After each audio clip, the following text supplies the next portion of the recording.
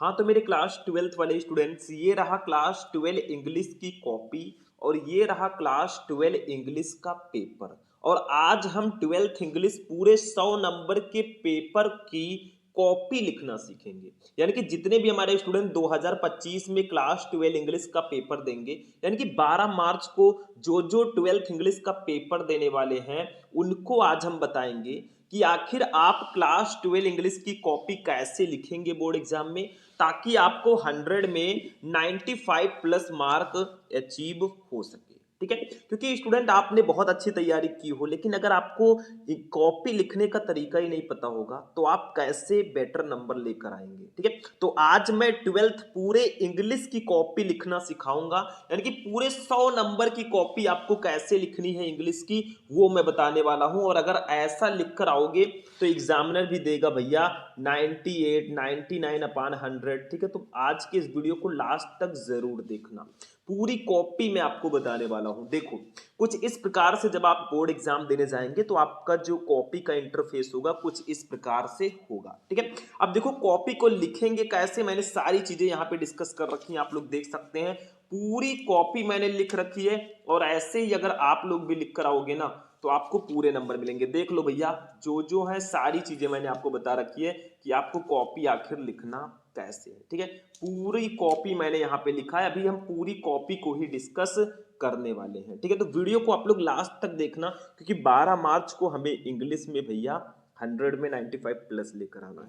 तो देखो, आपको जब कॉपी मिलेगा ना तो फर्स्ट पेज का इंटरफेस कुछ इस प्रकार से रहेगा, जिसमें परीक्षार्थी का अनुक्रमांक अंकों में, पहले आपको अपना रोल नंबर अंकों में डालना है, क्योंकि देखो सबसे इंपॉर्टेंट रोल नंबर ही होता है, आपको नाम नहीं लिखना होता है इसमें। ठीक है, तो आपको अपना रोल नंबर डालना है। देखो मैंने यहाँ पे डेमो के लिए लिख रखा है, जो आपका रोल नंबर होगा वो आप डालिएगा। मैं ये बता रहा हूं कि आखिर आपको कैसे रोल नंबर फिल करना है। ठीक है, तो अपना रोल नंबर अंकों में डाल देना, फिर परीक्षार्थी का अनुक्रमांक शब्दों में। चूंकि ये इंग्लिश की कॉपी है तो हम कुछ इस प्रकार लिखेंगे, देखो 2 2 3 8 3 6 1 4 2 5। ठीक है, ऐसे लिख देंगे भैया, ऐसे सेम लिखना होगा। कोई भी प्रॉब्लम होती है आपका जो कक्ष निरीक्षक है उससे आप पूछ सकते हैं। ठीक है, फिर विषय इंग्लिश है, प्रश्न पत्र में ओनली लिख देना। प्रश्न पत्र पर अंकित संकेतांक, यानी कि पेपर कोड आपको क्वेश्चन पेपर पर दिया रहेगा। देखो यहाँ पे इस क्वेश्चन पेपर में ये देखो पेपर कोड दिया है 316 REE, तो इसी पेपर कोड को हमें यहाँ पे फिल कर देना है। परीक्षा का दिन ले लो, वेडनेसडे आपका मान लो है तो वेडनेसडे हम ले लेंगे। परीक्षा की तिथि 12/3/2025 यानी कि 12/3/2025 है, तो हमने लिख दिया। केंद्र का नाम आपका, जहां पे सेंटर गया है उसका नाम लिख देना। जैसे मान लो हमारा गया है सरस्वती इंटर कॉलेज गोंडा, तो हमने इसको लिख दिया। आपका जहां जाएगा वो लिखना, मैं पहले ही बता दे रहा हूं, जो जो आपका होगा रोल नंबर वो लिखना, सब कुछ वही लिखना है। ठीक है, पेपर कोड जो आपका होगा वो लिखना है। तो चलो, हमारा ये तो था कि कैसे फिल करें, अब हम कॉपी को लिखेंगे कैसे। तो देखो ध्यान से समझना, सबसे पहले आपको क्वेश्चन पेपर 15 मिनट पढ़ना है खूब ध्यान से। इंग्लिश का पेपर 4 सेक्शन में होगा, ABCD सभी क्वेश्चन करने आपको अनिवार्य है। ठीक है, अब देखो सबसे पहले हम बात करें सेक्शन ए की, तो सेक्शन ए जो आपका है रीडिंग सेक्शन होता है, पूरे 15 नंबर का आता है। तो इसमें आपको दिया क्या जाएगा, देखो फर्स्ट एक चीज और मैं बता दूं, कुछ स्टूडेंट कंफ्यूज रहते हैं, सर हम कौन सा पेन यूज करें, ब्लैक ब्लू। देखो आपको रंग बिरंगे पेन बिल्कुल नहीं यूज करना है। ठीक है, ये ध्यान रखना, ब्लैक एंड ब्लू का ही यूज करना है। और जब भी आप कॉपी लिखना स्टार्ट करें तो साइड में आपको ये लाइनिंग जरूर कर देना है, एक ही साइड में कीजिएगा ठीक रहेगा। जैसे मैंने यहाँ पे एक साइड में लाइनिंग कर रखा है। ठीक है, ऐसे आपको पहले ही लाइनिंग कर देना है, पेपर मिलने से पहले ही, क्योंकि पेपर मिलने से पहले आपको कॉपी दी जाती है। ठीक है, ये आपको ध्यान में रखना है। ठीक, अब देखो इसको कैसे करेंगे। सेक्शन ए हमारा है, और एक चीज और याद रखिएगा, कोई जरूरी नहीं है आप सेक्शन ए को पहले करें, अगर आपको सेक्शन बी पहले पता है तो पहले उसको कर सकते हैं, कोई दिक्कत नहीं है। ऐसा कहीं नहीं लिखा है कि आपको सीरियल वाइज ही करना। देखो, read the following passage carefully and answer the question that follow. तो सबसे पहले आपको करना क्या है, ध्यान देना, ये अनसीन पैसेज दिया गया है, इसके नीचे 5 क्वेश्चन दिए गए हैं, पांचों का आंसर देना है, आपको नंबर मिल जाएगा। लेकिन पहले इसको ध्यान से पढ़ना है। तो आप लोग हेडिंग डालिएगा, आप सेक्शन ए अगर कर रहे हैं तो आपका हेडिंग होना चाहिए सेक्शन ए रीडिंग, ऐसे आपका हेडिंग होना चाहिए। ठीक है, अब दूसरी चीज, आंसर नंबर 1 है हमारा, देखो ऐसे लिख देंगे आंसर आप क्वेश्चन 1, या आप लिख सकते हैं आंसर नंबर 1, ऐसे भी लिख सकते हैं, और आंसर आप क्वेश्चन 1 भी लिख सकते हैं। ठीक है, दोनों सही है, जैसा आप लोग चाहें, एज योर विश। ठीक है, अब आपको क्या करना है, देखो ध्यान देना। सबसे पहले आपको करना है ये जो लाइफ इज है इसको लिखना है, फिर डॉट डॉट डॉट डॉट करके मायरेकल, जैसे मैंने यहाँ पे लिखा life is dot dot dot dot करके मायरेकल। लेकिन एक चीज ध्यान रखना, इसको नीचे वाली लाइन में लिखना, थोड़ा गैप रहना चाहिए, मैं भूल गया था इसीलिए मैंने बाद में लिखा है, लेकिन आपको नीचे लिखना है, फिर एक लाइन गैप करके तब आंसर लिखना है। ठीक है, अब देखो आंसर ए हमारा है हाउ इज मैंस लाइफ, मनुष्य मनुष्य का जीवन कैसा होना चाहिए। देखो ये पेपर मैं आपको पहले भी बता चुका हूँ हिंदी मीनिंग के साथ, तो आप लोग सर्च कर लेना class 12 English model paper Shubham lecture, तो आपको पेपर मिल जाएगा। तो हाउ इज मैंस लाइफ, मनुष्य का जीवन कैसा है, तो ऐसे ए लिखेंगे और इसका आंसर लिखेंगे men's life is not easy, it is full of danger difficulties and risk, मतलब मनुष्य का जीवन आसान नहीं है, ये खतरों कठिनाइयों और जोखिमों से भरा है। ठीक है, हमारा 3 नंबर यहाँ पे कंप्लीट हुआ, ऐसे लिखोगे तो आपको पूरे 3 नंबर मिलेंगे। ठीक है, क्योंकि सेक्शन ए आपका 15 नंबर का होता है। दूसरा B, what should be do to succeed in life, हमें जीवन में सफल होने के लिए क्या करना है, तो ऐसे बी लिखेंगे to succeed in life we should take risk and sacrifice comfort, यानी कि हमें जीवन में सफल होने के लिए रिस्क लेना होगा और अपने आराम को त्यागना होगा। ठीक है, अगर आपको जीवन में सफल होना है। सी वाला देखो 2 नंबर भी complete, see who are frighten by petty difficulty, छोटी छोटी कठिनाइयों से कौन डरते हैं, तो ऐसे सी करके आप लिख देना। देखो मैं अभी आपको कॉपी लिखने का तरीका बता रहा हूं, मेरा पर्पस बिल्कुल नहीं है कि मैं आपको हिंदी मीनिंग के साथ सब कुछ यहां पे बताऊं, क्योंकि ये पेपर मैं पहले ही सॉल्व करा चुका हूं विथ हिंदी मीनिंग। अब मैं लिखने का तरीका बता रहा हूं कैसे लिखना है, आप मेथड को समझो। ठीक है, तो weaker hearts who are not prepare to take risk are frightened by petty difficulties, यानी कि कमजोर दिल वाले जो रिस्क लेने के लिए तैयार नहीं होते वो छोटी छोटी कठिनाइयों से डरते हैं। चलो, छोटी छोटी प्रॉब्लम से डरते हैं। D, what do brave heart achieve, बहादुर दिल वाले क्या प्राप्त करते हैं, तो brave hearts achieve fame and honour, यानी कि बहादुर दिल वाले प्रसिद्धि और सम्मान हासिल करते हैं। बस हो गया। अब 3 नंबर का वोकेबुलरी रहेगा, which word in the passage the opposite of artificial, इस पैसेज में कौन सा वर्ड है जिसका जो आर्टिफिशियल का अपोजिट है, तो नेचुरल भैया, तो ई का फर्स्ट फर्स्ट के जगह पर लिखेंगे नेचुरल। ऐसे आपको लिखना जैसा मैं बता रहा हूं, पूरे नंबर मिलेंगे। और एक चीज और ध्यान रखना कि आपको उतना ही लिखना है जितना आपको पूछा जाए, बहुत बड़ा बहुत ज्यादा वो नहीं लिखना है, क्योंकि पूरे 100 नंबर का पेपर आपको सॉल्व करना होता है। दूसरा, Which word in the passage means fear, इस पैसेज में किसका मतलब फेयर है, तो इसमें कहीं एफ्रेड है, देखो ये एफ्रेड, इसका मतलब भी फियर है, मतलब डर, तो एफ्रेड हो जाएगा। ठीक है, तीसरा क्वेश्चन है right the adjective form of मायरेकल, मायरेकल का एडजेक्टिव फॉर्म हो जाएगा मायरेक्लेस। ठीक है, समझ में आया। तो ऐसे आपको लिखना है, मेरे कहने का मतलब है सेक्शन ए आप जब सॉल्व करें तो सेक्शन ए रीडिंग हेडिंग डालें, फिर आंसर आप क्वेश्चन 1 डालें, फिर life is dot dot dot dot करके मायरेकल, मतलब आप में जो पैसेज है उसको लिखें, थोड़ा लाइन छोड़ दीजिएगा, गैपिंग कर दीजिएगा, फिर ए बी सी डी करके ई करके आपको अपना आंसर लिख देना है। ऐसे अगर लिखोगे भैया तो पूरे 15 नंबर आपको दे दिए जाएंगे। ठीक है, तो अभी तो हमारा सेक्शन ए फिनिश हुआ है, अब हम चलते हैं अपने सेक्शन बी पे। अब देखो स्टूडेंट, हमारा सेक्शन बी आता है राइटिंग सेक्शन। आप लोग वीडियो को ज्यादा से ज्यादा लाइक करना, चैनल को सब्सक्राइब करना, ताकि ऐसे ही क्लासेस मैं आपको रेगुलर प्रोवाइड करा सकूं। ठीक है, सेक्शन बी राइटिंग में आप ये सेक्शन 20 नंबर का होता है, 10 नंबर का आर्टिकल, 10 नंबर का लेटर।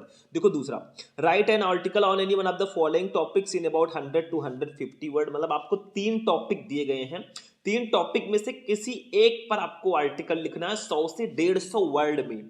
ठीक है, 100 से 150 वर्ड में, जैसे राइजिंग प्राइसेस, बढ़ती कीमतें, सोशल एविल, सामाजिक बुराइयां, इंपॉर्टेंस ऑफ गेम्स यानी कि खेलों का महत्व। ठीक है, तो ये तीनों में से किसी एक टॉपिक पर आप आर्टिकल लिखिए 100 से 150 वर्ड में। अब आपको करना क्या है, फिर से सेक्शन बी राइटिंग हेडिंग डालना है। ऐसे सेक्शन बी राइटिंग हमने हेडिंग डाल दिया, फिर आंसर आप क्वेश्चन 2, क्योंकि ये दूसरे क्वेश्चन का आंसर हम लिख रहे हैं तो आंसर आप क्वेश्चन 2 डालेंगे। फिर आपका कौन सा आप करना चाह रहे हैं, चलो हम इंपॉर्टेंस ऑफ गेम्स वाला करते हैं, तो यहां पे लिख देंगे आर्टिकल इंपॉर्टेंस ऑफ गेम्स, इसको एज अ हेडिंग हम लिख देंगे। अब जब भी आप आर्टिकल लिखें तो मैंने आपको पहले ही बताया मेरे भाई कि आर्टिकल लिखते समय आपको काफी सारी चीजें ध्यान में रखनी होती हैं। आप क्या करें, 2 टाइप से आर्टिकल लिख सकते हैं, एक तो पैराग्राफ वाइज, दूसरा आप हेडिंग वाइज। अगर आप हेडिंग वाइज लिखना चाहें तो भी लिख सकते हैं, या पैराग्राफ वाइज आप लिखें तो भी बेटर रहेगा। जैसे देखो यहाँ पे मैंने लिखा है 2-3 पैराग्राफ्स में। जैसे हम इंपॉर्टेंस ऑफ गेम्स पर आर्टिकल लिख रहे हैं, तो गेम्स का क्या महत्व है उसको ध्यान में रखते हुए हमें आर्टिकल लिखना है। जैसे games and sports are part and parcel of our regular life, we should play more sports every day to keep our self healthy and fit, participating in sport reduces our stress and make our mood better, it is the best option to become healthy, fit, improves sleep and improves self confidence। ठीक है, ये हमारा एक paragraph हो गया। दूसरे paragraph में मैंने एक लाइन की गैपिंग की, देखो, it is proved by the expert that sports can make our inner power stronger, it is important for mental growth too. अभी देखो आगे भी बढ़ते हैं थोड़ा सा। ये देखो, एक चीज और ध्यान रखना, आपको दोनों साइड में लिखना है, दोनों साइड के पेजेस में आपको लिखना है। ठीक है, देखो फिर यहाँ पे हमारा दूसरा वाला खत्म हुआ, दूसरा वाला पैराग्राफ। फिर देखिए हमने तीसरा पैराग्राफ स्टार्ट किया, there are lots of sportsman be she and we follow as influencer and celebrities. ठीक है, यहाँ हमारा फिनिश हुआ। और चौथा पैराग्राफ ये हो गया। मतलब 3 या 3 से ज्यादा पैराग्राफ होना चाहिए तो आपका आर्टिकल बिल्कुल सही होगा। आर्टिकल कैसे लिखेंगे वो भी मैं आपको पहले बता चुका हूं, तो टेंशन बिल्कुल मत लेना, आर्टिकल वाला सेक्शन हमारा कंप्लीट हो चुका है। अब इसको हम हटाएंगे और अपने लेटर वाले भैया पे चलेंगे। ये रहा हमारा लेटर। ठीक है, ये हमारा लेटर है। अब लेटर को समझो, क्योंकि लेटर राइटिंग भी आपके बोर्ड एग्जाम में पूछा जाता है, 10 नंबर का ये भी आएगा। देखो ये तीसरा वाला क्वेश्चन, यहाँ पे तीसरा रहना चाहिए, शायद इसमें नहीं दिया है लेकिन हम कर देते हैं। ठीक है, हाँ तीसरा रहना चाहिए था, इरेज हो गया है। चलो देखो, write a letter to the editor of your national daily conveying your concern on growing prices of diesel and petrol. यानी कि आपको किसी समाचार पत्र के संपादक को डीजल और पेट्रोल की बढ़ती कीमतों पर अपनी चिंता व्यक्त करते हुए आर्टिकल लिखना है, पूरे 10 नंबर का। ठीक है, नहीं पता तो अथवा लगा है। Write a letter to the principal of your college requesting him to arrange a football match. आपको फुटबॉल मैच अरेंज करने के लिए अपने प्रधानाचार्य जी को, कॉलेज के प्रधानाचार्य जी को पत्र लिखना। चलो हमने डाला आंसर ऑफ क्वेश्चन 3। ये तीसरे क्वेश्चन का आंसर 3 यहाँ पे रहेगा, ये ध्यान रखना। तो आंसर ऑफ क्वेश्चन 3 ये रहेगा। अब हम कौन सा करना चाहते हैं, देखो, write a letter to the editor, तो हम एडिटर वाला लेटर लिखना चाहते हैं, तो लिखेंगे a letter to the editor, क्योंकि ये एडिटर लेटर है, हम इसी को करना चाहते हैं, तो हमने लिख दिया a letter to the editor. अब आपको पहले करना क्या है, देखो ध्यान से समझना। जैसे यहाँ पे लिखा है 15 mall road Agra, February 24 20XX। देखो February 24 के जगह पे आप लोग लिखेंगे, क्या लिखेंगे, जब आपका पेपर है मार्च 12 या 12 मार्च 20XX लिखेंगे। ठीक है, ये ध्यान रखना।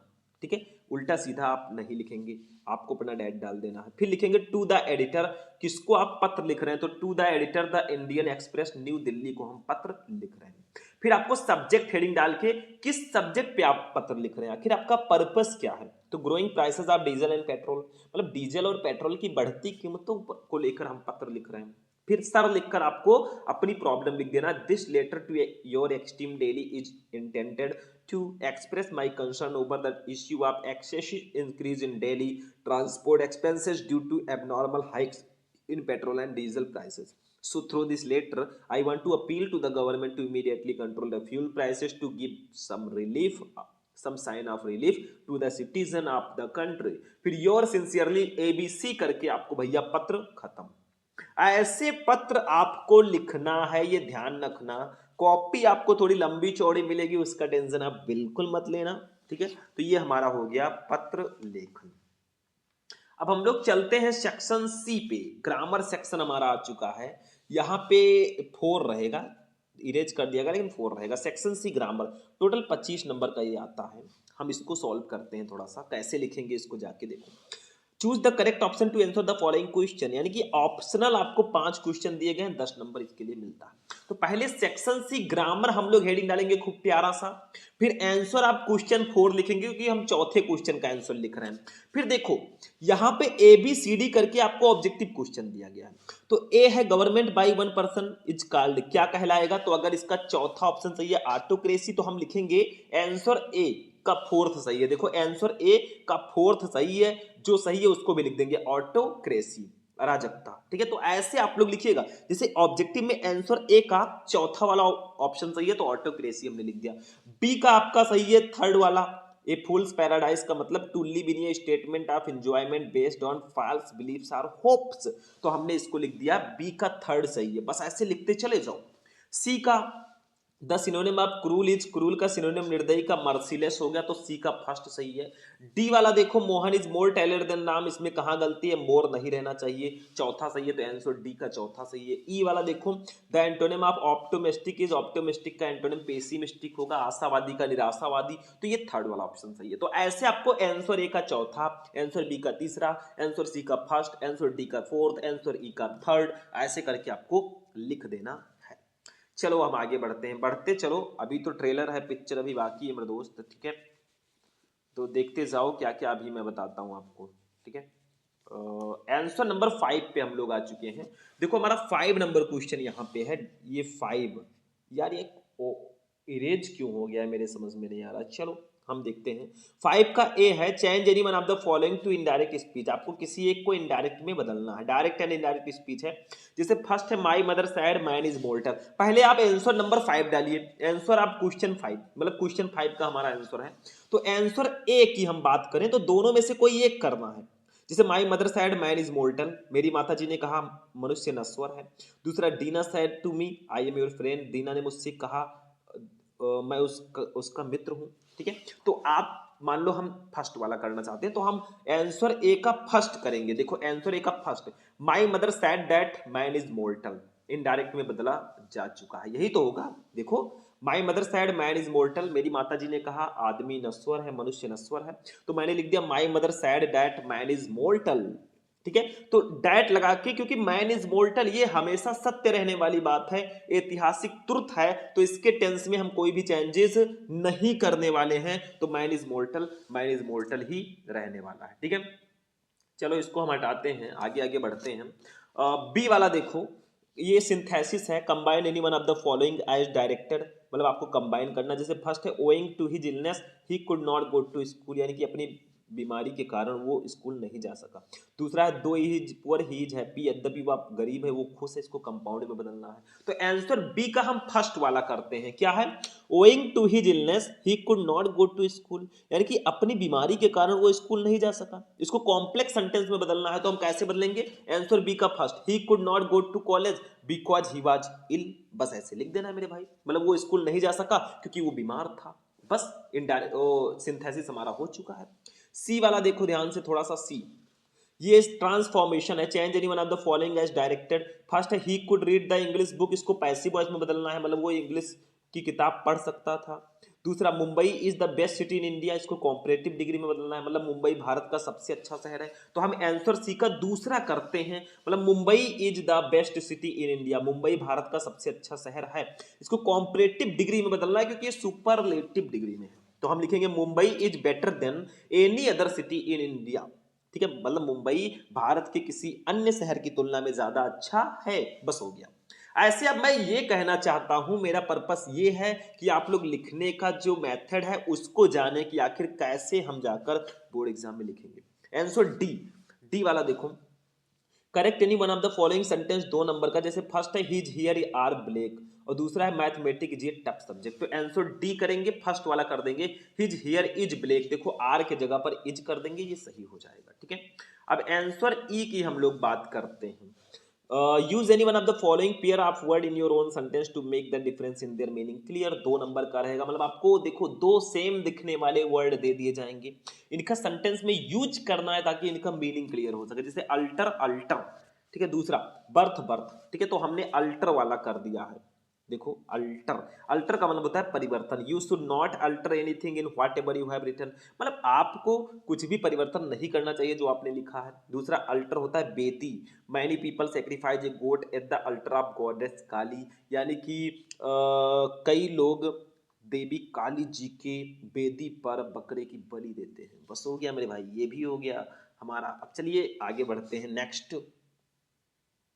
अब देखिए स्टूडेंट, यहाँ पे हमारा सेक्शन सी में ही एक हिंदी टू इंग्लिश ट्रांसलेशन दिया जाएगा, मतलब translate the following passage into English, यहाँ से लेकर यहाँ तक आपको हिंदी का एक दिया गया है सेंटेंस, उसको आपको ट्रांसलेट करना है इंग्लिश में। तो छठवां क्वेश्चन है, तो आंसर आप क्वेश्चन 6 हम ऐसे लिख देंगे। फिर देखो हम इसको कर रहे हैं तो नवयुवक डॉट डॉट करके देश बन सकेगा, नवयुवक अपने डॉट डॉट करके देश बन सकेगा, ऐसा इसलिए लिखेंगे ताकि एग्जामिनर को क्लियर हो भैया कि आपने यही वाला किया है।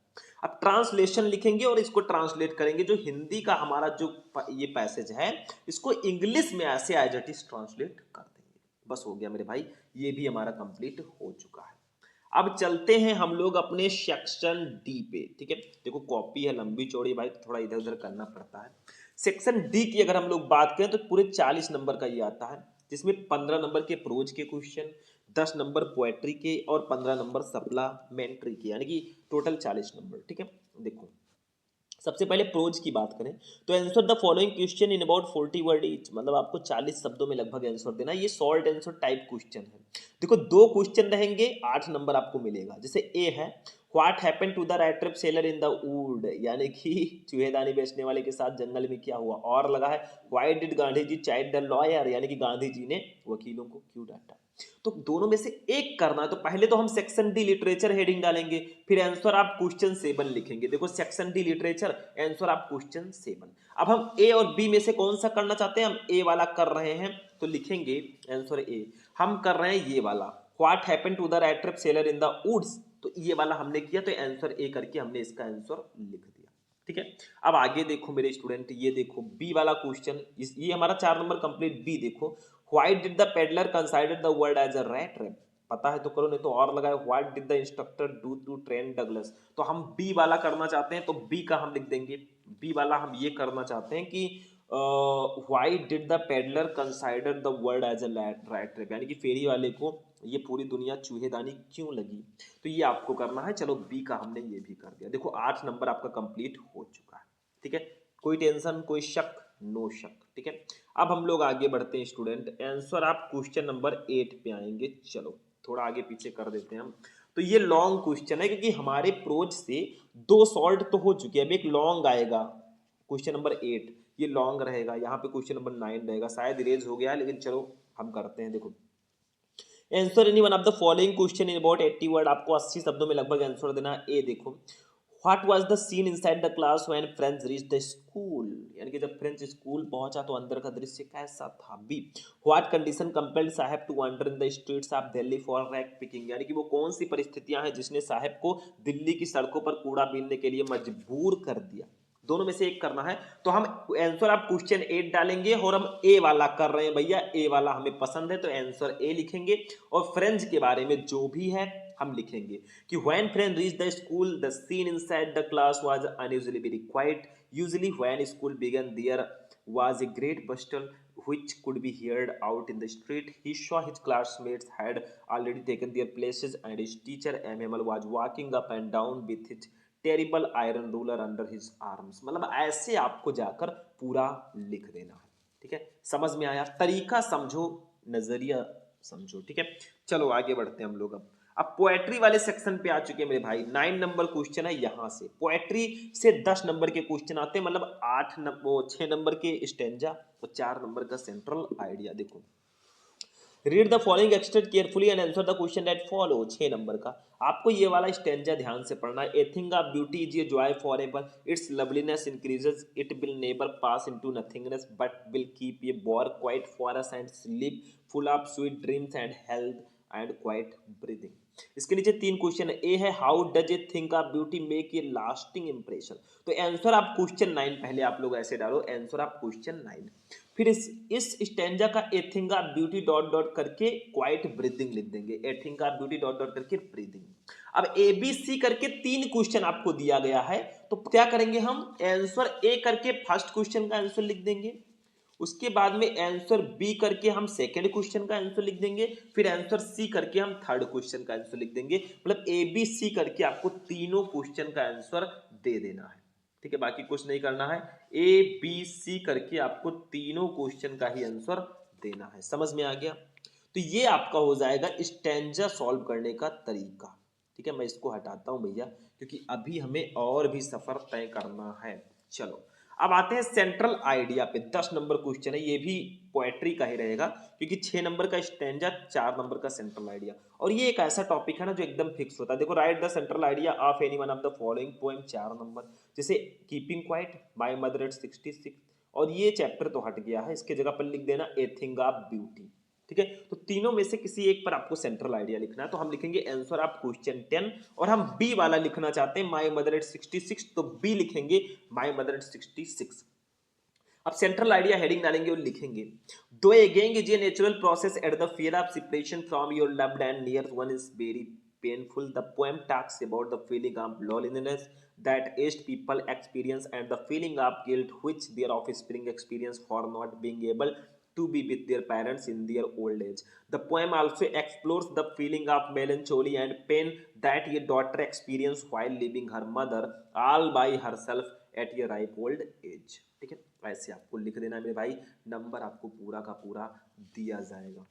ठीक है, अब सप्लीमेंट्री रीडर पे हम लोग चलेंगे। देखो सप्लीमेंट्री रीडर की अगर बात करें तो सेम प्रोज की तरह ये भी रहता है, मतलब प्रोज की तरह ही ये भी रहेगा।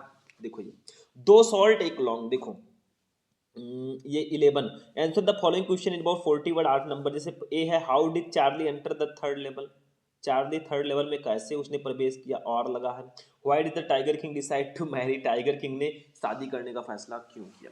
तो हम आंसर आप क्वेश्चन 11 पहले डालेंगे क्योंकि 11 नंबर क्वेश्चन हम कर रहे हैं, फिर आंसर ए करके हम लोग ये टाइगर किंग वाला क्वेश्चन कर लेंगे कि टाइगर किंग जी ने शादी करने का फैसला क्यों लिया था। ठीक है, ऐसे हम लोग लिखेंगे। फिर हम लोग हमारा ये वाला कंप्लीट हुआ, 4 नंबर कंप्लीट हो गया। आंसर बी की अगर हम लोग बात करें why was Derry impressed by Mister Lamb, और लगा है why did Roger Skunk mother go to the wizard. तो भैया आंसर बी करके हम ये वाला लिख देंगे कि why did sorry why was Derry impressed by Mister lamb, ये वाला हमने यहाँ पे कर दिया। समझ में आ गया, तो ये हमारा हो जाएगा short answer type question prose का। अब लॉन्ग क्वेश्चन की ओर हम लोग बढ़ चुके हैं, ये देखो, और ये हमारा इस पूरे पेपर का लास्ट क्वेश्चन होगा। Answer any one of the following question in about 80 word 7 number का। जैसे ए है who was the tiger king, why was he named as a tiger king. B है why did Sam buy old currency of $800, what did he to do with it. ठीक है, तो हम A वाला करेंगे who was tiger king, tiger king कौन था, why was he named as the tiger king, उसका नाम टाइगर किंग क्यों पड़ा। तो आंसर आप क्वेश्चन 12 आंसर ए हम ऐसे करके पूरा का पूरा देखो लिख देंगे। ठीक है, ऐसे लिख देंगे आपको नंबर मिल जाएगा। तो हमारी जो पूरी कॉपी है स्टूडेंट वो यहीं पर फिनिश होती है। 12 मार्च को जा रहे हो एग्जाम देने, तो ऐसे अगर लिख कर आओगे 100 में 95 प्लस लेकर आओगे, लेकिन पढ़ना भी जरूरी है। ठीक है, तो ये पूरी कॉपी लिखना मैंने आपको सिखा दिया है, कैसे आपको जाकर कॉपी इंग्लिश की लिखनी है। तो आज का ये वीडियो आपको कैसा लगा, इस वीडियो को ज़्यादा से ज़्यादा लाइक करना, चैनल पर नए चैनल को सब्सक्राइब करना। मिलते हैं फिर हम नेक्स्ट वीडियो में नेक्स्ट टॉपिक के साथ, तब तक के लिए जय हिंद।